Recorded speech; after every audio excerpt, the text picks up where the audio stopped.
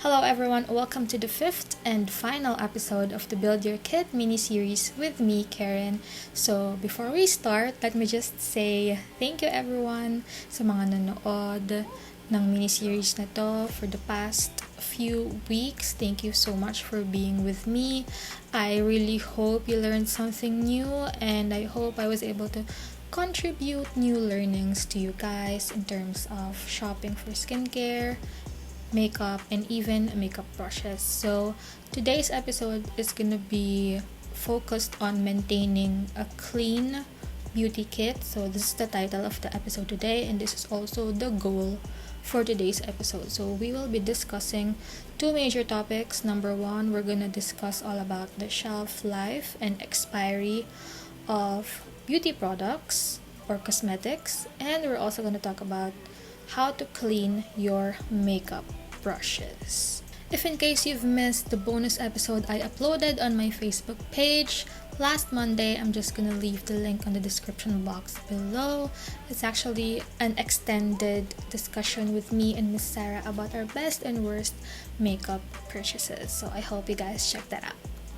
So let's start today's episode with the first topic, which is about the shelf life and expiry of cosmetic products. So this is very important when we are also building our beauty kit, because we also have to make sure that we are still using fresh products on our face. The last thing that we want to happen is to use something that's expired and then later on baka madamage yung skin natin. So when it comes to cosmetics, they all have a certain shelf life. So this will vary if your product is liquid, cream, or powder. May iba-iba silang shelf life. So when we say shelf life, this is the period wherein you can expect the product to work in its best quality, meaning within that shelf life there will be no changes in terms of the texture, the color, or basically wala kang makikitang physical or chemical change dun sa product. So this is also the same thing as the period after opening, or PAO symbol. Yung parang open jar symbol siya na nakikita natin sa either sa box or sa mismong bottle or jar ng product na binibili natin. So let's say for example, I have this one. This is a micellar water from Bioderma. The open jar symbol says 12M. So M stands for months. So ibig sabihin yung shelf life niya is 12 months. So technically 1 year. So within 1 year, I will expect na yung product hindi siya magkakaroon ng changes and magiging okay pa rin siyang gamitin. But yung start nung count ng shelf life, kasi nga technically it's period after opening, start lang siya once na inopen ko na yung product, because this one nakaseal pa siya, so hindi pa nagka-count yung 12 months niya na shelf life. However, let's say you already opened a makeup product and then nag-start na yung count ng shelf life niya, and then you notice na parang bakit wala pang 6 months, parang may nagbabago na dun sa product, hindi pa naman na tatapos yung shelf life niya. So ibig sabihin dapat hindi magkakaroon ng changes or anything like that.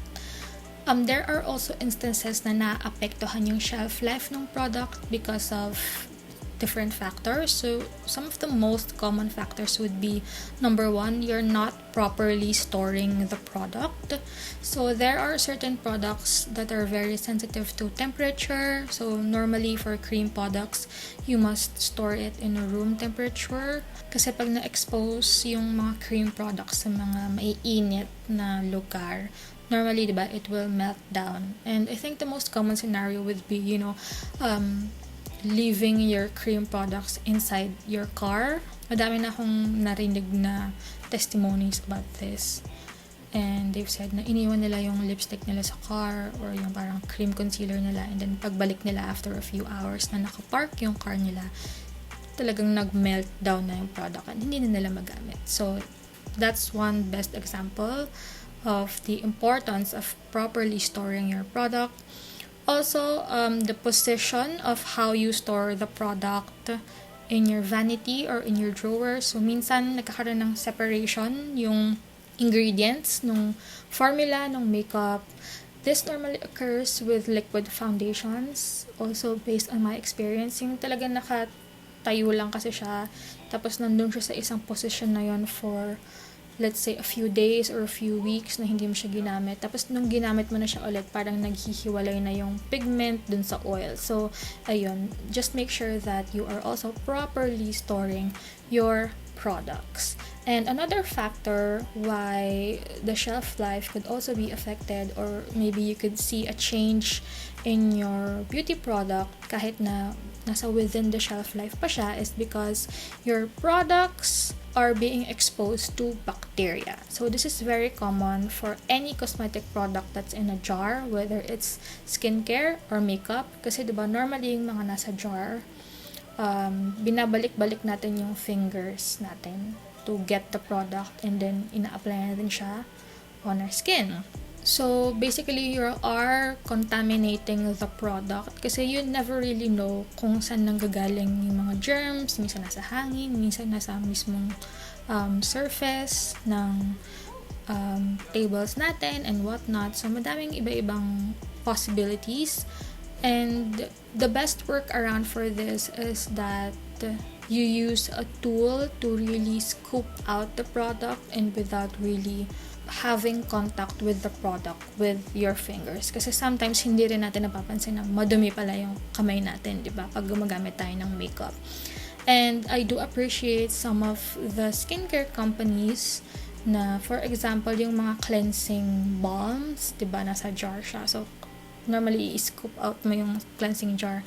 What I'm seeing right now is that they are also selling a separate spatula, or kasama na siya dun sa package, para meron ka ng pang scoop out ng product to make sure na talagang hygienic yung pagkaka-apply mo ng skincare product na yun. So, if you don't have a spatula, I suggest you invest in one kasi it's really gonna save your makeup products and make sure na hindi masyadong ma-expose sila sa bacteria and germs. If you also want to make sure that your makeup products would really stay clean, I suggest you sanitize your makeup products if possible. This is what I also do with my professional makeup kit kasi diba, yung mga makeup products na meron ako for my pro makeup kit, ginagamit ko siya on different people. And yung makeup brush na ginagamit ko, basically, dun ko din siya dinidip and ina-apply ko siya sa ibang tao. So, in order to make sure na hindi ako nagkakalat ng germs, I always have to make sure na sanitize not just my makeup brushes, but also my makeup products. There are products in the market now that is specifically formulated to really sanitize your makeup products. You just really have to spray it on the powder or cream and then leave it for a few moments and then saka mo na siya punasan. But if you don't have a specific makeup sanitizer, you can also use 70% isopropyl alcohol. That's the best thing you could do for your palettes, your powder products. For cream, I do suggest na you scrape out a small or like a thin layer on top. So basically, yung top layer na lagi na-expose, just scrape it out lightly with a spatula and then wipe it off with a tissue. And when it comes to pencil products naman, make sure that you always sharpen it before you use it to make sure na hindi lang siya sharp and at the same time, natanggal mo yung parang first layer. And to make sure that the one that you're using on your skin is really, really clean. However, you also have to be mindful that cosmetic products also expire. So this is different from shelf life. Again, shelf life is just the period of time wherein you can expect the product to perform in its best. Para siyang, kumbaga sa pagkain, para siyang best before. Hindi siya exactly expired na talaga. Pero when you say expiration date, ito na talaga yung hanggang doon na lang talaga yung buhay ng product na yon. So to further explain this, when cosmetic products are being manufactured inside a lab, or they manufacture a particular product in big batches, And yung manufacturer, nilalagyan nila siya ng batch code. So, normally may makikita kayo sa mga makeup or skincare products na parang series of numbers and letters combined. So, iba-iba siya for specific brands. Iba-iba yung batch code or yung pagkakagawa nila ng batch code. But basically, itong batch code, it serves as a tracker for them to really check kung, okay, itong batch code na to, ibig sabihin, minanufacture to ng ganitong month and year. So, from there, they can also determine kung kailan exactly mag-expire yung product na minanufacture nila. So, not just with the manufacturers, the retailers or yung mga nagbebenta ng product, they also have to be aware of the batch code of the products that they are selling kasi nga, doon nakadepend normally yung expiration date ng mga products. Kasi, kung napapansin ninyo, lahat ng products may batch code, pero not every cosmetic product really specifically indicates the actual expiration date. So, kung wala siyang expiration date, you can only base from the batch code. Kasi diba meron na ngayon mga websites na pwede mong i-check yung batch code so that you have an idea kung kailan na manufacture yung mismo product. So, to give you more insights about shelf life versus expiration date, for example, this micellar water, this is still sealed, hindi ko pa siya nabubuksan, hindi ko pa siya nagagamit. And again, it says na 12 months yung shelf life niya. And dito sa baba ng bottle nakalagay 8/22. So technically, the expiry date of this product is August 2022. So technically, next year na siya. Pero may shelf life siya ng 1 year. So ibig sabihin, once na binuksan ko to, magka-count na yung 12 months niya na shelf life. I should expect that the product won't change. And if within 12 months, hindi ko pa rin siya naubos, tapos, okay pa rin naman yung quality niya, walang nagbago, and I'm storing it properly, and hindi pa ako umaabot dun sa expiration date niya sa August 2022, kahit nalamagpas na yung shelf life niya 12 months, I can still use it kasi wala pang nagbabago sa kanya as long as hindi pa siya expired. Now, let's say, ngayon, di ba, it's already June 2021. So, technically, next year na yung 2022, di ba? So, binuksan ko siya, kunwari, ng January 2022. Can I still follow the 12 months shelf life nitong product na to? Technically, no. I have to make sure that maubos ko na siya before the expiration date. Kasi nga, hanggang doon na lang yung buhay niya. Kahit nasabihin natin na hindi ko naman siya binuksan ng matagal. Kumbaga, January ko naman siya binuksan . So, dapat ba sundin ko pa rin yung 12 months na shelf life? Hindi na mafa-follow yung shelf life. Kasi, yung January 2022 up to August, January, February, March, April, May, June, July, August. 7 months na lang siya. So, hanggang 7 months na lang talaga yung buhay niya. Kasi nga, August 2022 talaga ma-expire yung product. Okay? So, again, take note of the expiration date of your cosmetic products kasi hanggang dun na lang talaga yung buhay niya. Okay? So, the bottom line is that you have to take note of the products that you're using and kung kailan nyo siya exactly binuksan. If possible, I would advise that you have like a list kung kailan nyo binuksan yung either skincare or makeup product na ginagamit ninyo, and then take note of the shelf life para may guide kayo kung kailang exact date nyo siya dapat maubos or kung kailan nyo siya i-expect na baka magkaroon ng changes. Some people, they use an Excel file to really track.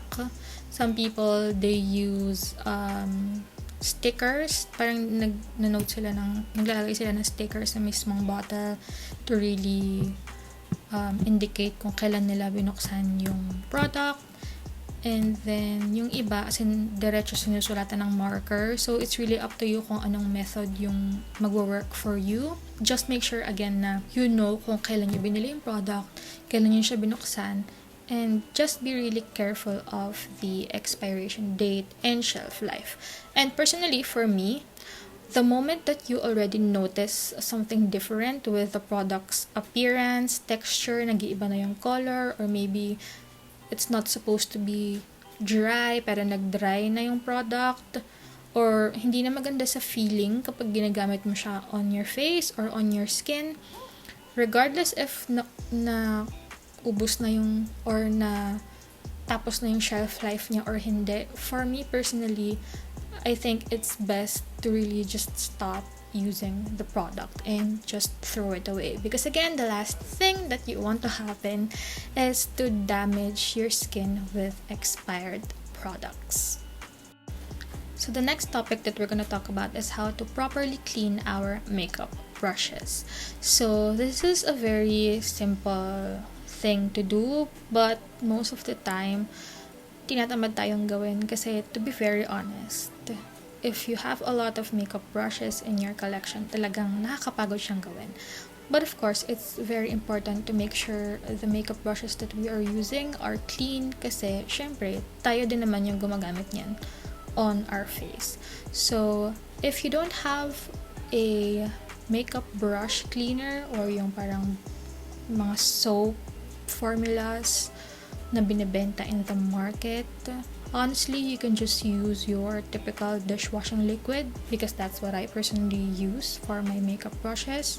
What you do is you just put a bit of dishwashing liquid on your palm and then just swirl your brush around, and you can definitely see na nagbe-break down yung mga makeup products na dumikit dun sa brush, and then you just continue the process until you already don't see any makeup on your palm, and then just wash it off with running water. So I suggest na sa lababo talaga kayo maglaba ng brush para tuloy-tuloy yung process ninyo. Now, if you have vegan or synthetic makeup brushes, you don't really have to worry if the quality or the softness of the brush is gonna be affected by your makeup brush cleaner or your dishwashing liquid, kasi nga synthetic hair naman siya. But if you happen to have makeup brushes that have natural hair, most likely you would see a bit of change kapag lagi mo siyang nilalabahan with dishwashing liquid. Sometimes parang nagiging stiff yung hair. So if you wanna maintain your makeup brush hair's softness, again, if it's a natural hair kind of makeup brush, you can also use your typical hair conditioner. Kumbaga, after mong i-cleanse with the dishwashing liquid and then water, you also swirl it around a hair conditioner, leave it for a few minutes, and then rinse it off. Technically, para kang nag-shampoo ng buhok mo, diba? So, after mo mag-shampoo, mag-conditioner ka, and then you rinse it off. Same process lang siya. And this is actually a tip I got from Miss Sarah before, because she's also doing this, and she has a bunch of natural hair makeup brushes. And before, hindi ko alam yung technique na yun. And then, when I started doing it with the natural hair brushes that I have with me, I noticed the difference na effective nga siya. And it makes sense nga naman kasi natural hair yung material ng brush. Now, when it comes to drying your makeup brushes, this is also very important. This is something that I learned from makeup school. Kasi diba, the brush, the structure of the brush, this metal part is just normally glued dun sa handle. And then, same thing with the bristles. Naka-glue lang din yan sa loob. So, kapag pinatuyo nyo yung brush nyo na nakatayo na ganyan, let's say nasa parang pencil holder siya and iniwan nyo siya nakaganyan, tendency is that mas madaling masisira yung makeup brush ninyo. Why? Kasi if basa yung mismong hair, technically yung basa, it's gonna come down sa loob ng ferrule. This part is called ferrule. And then it's also gonna possibly come down to the handle. And remember, everything is just glued inside. So, tendency is that may chance na matanggal yung bristles kapag pinatuyo na siya ng ganyan. Kasi nga, napapasukan siya ng tubig. On the other hand, if you're drying your brushes on top of a towel, so talagang nakahiga nga siya pero pinatong nyo lang siya sa ibabaw ng towel. So let's say this is the towel. Yung basang hair, i-absorb lang siya ng towel. Pero you can't really be sure if talagang natutuyo siya ng maayos. Kasi to be very honest, if iniwan nyo siya on top of a towel na na-absorb yung basa, so technically yung basa na iniwan ninyo, may possibility na makakalap pa siya ng germs.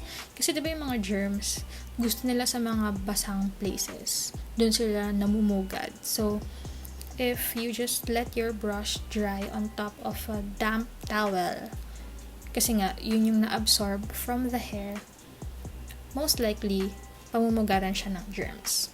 So, the best way to really dry your makeup brushes is to also dry it in this way, pero nasa edge siya ng table. I'm gonna show you a clip how it's done. So, in this way, you can air dry your makeup brushes and you can be sure na 360 degrees talagang natutuyo yung makeup brushes ninyo properly. So, this is something that I didn't know before. To be honest, when I learned about that brush drying technique, it was very life-changing kasi compared before, mas mabilis nang natutuyo yung mga makeup brushes. And talagang I'm very sure na hanggang sa kaloob-looban ng brush, talagang tuyo siya kasi nga na-air dry siya ng maayos. Alright, that's it for today's Build Your Kit mini-series. Thank you so much for watching and thank you again for spending your time with me for the past episodes, for the past Fridays. I really appreciate your time.